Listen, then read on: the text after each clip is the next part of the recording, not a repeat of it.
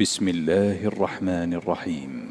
يسبح لله ما في السماوات وما في الأرض الملك القدوس العزيز الحكيم.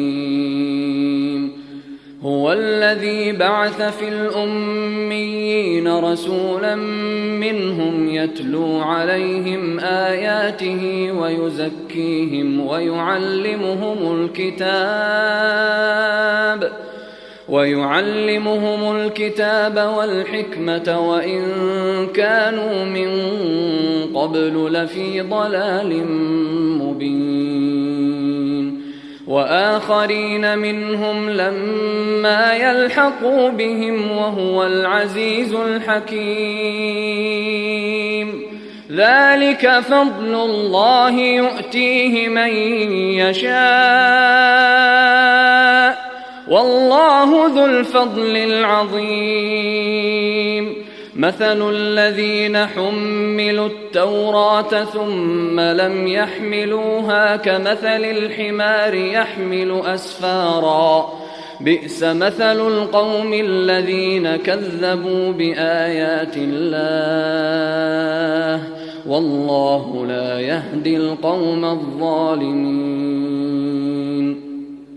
قل يا أيها الذين هادوا إن زعمتم أنكم أولياء لله من دون الناس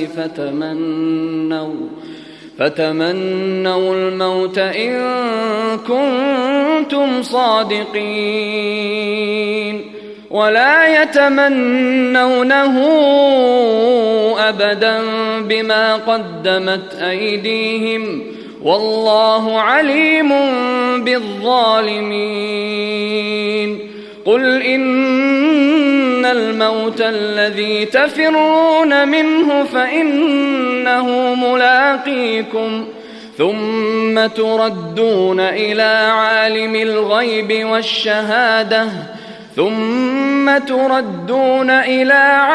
الغيب والشهادة فينبئكم بما كنتم تعملون.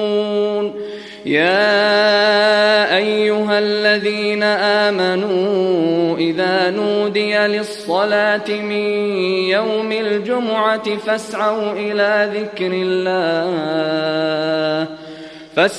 إلى ذكر الله وذروا البيع ذلكم خير لكم إن كنتم تعلمون. فإذا قضيت الصلاة فانتشروا في الأرض وابتغوا من فضل الله واذكروا الله كثيرا لعلكم تفلحون. وإذا رأوا تجارة أو لهوا انفضوا إليها وتركوك قائما. قل ما عند الله خير من اللهو ومن التجارة والله خير الرازقين.